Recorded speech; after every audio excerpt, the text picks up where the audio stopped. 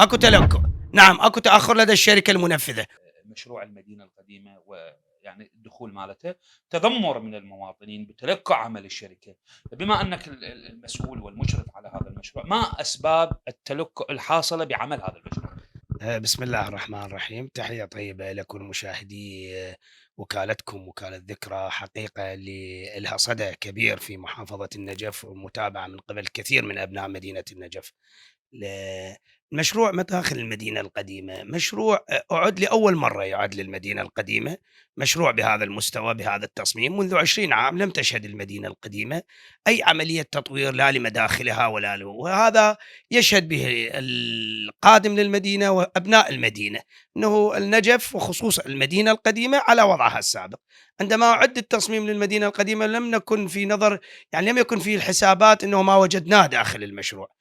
وجدنا أنه البنى التحتية متهرئة، خطوط المجاري من الخطوط القديمة جدًا المنفذة في عام 68، الخط الهندي، وأغلب أبناء المدينة الناس الكبار يعرفون هذا الشيء. وجدنا لا توجد أي بنى تحتية للاتصالات، أعمدة الكهرباء مبعثرة بشكل غير نظامي، خطوط المجاري المطري مقطعة عن الثقيل، الثقيل تجد في منطقة من المناطق أنه مجاري ثقيلة موجودة، تجد في منطقة من المناطق موجودة مطري لا يوجد ثقيل، في مناطق تجد ثقيل لا يوجد مطري، فوجدنا البنى التحتية متهرئة.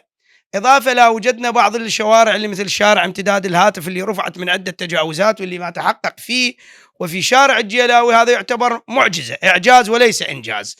رفع هذه السرادقات التي شوهت منظر المدينة لسنين وأربكت المدينة وسببت حالة تذمر لدى أبناء المدينة وحالة انعكاس سلبي حتى على المسؤولين في المدينة للقادمين للزائرين. يعني مو من المنطق ولا من المعقول أنه مدخل المدينة من مجسرات ثورة العشرين راح تجد الباعة الطيور كانوا سابقا، عندما تقترب رويدا وصولا إلى الحرم في شارع الإمام علي سوف تجد السرادقات، وهذا كله مصور بالصورة الجوية وواقع حاله شلون كان وشلون الآن.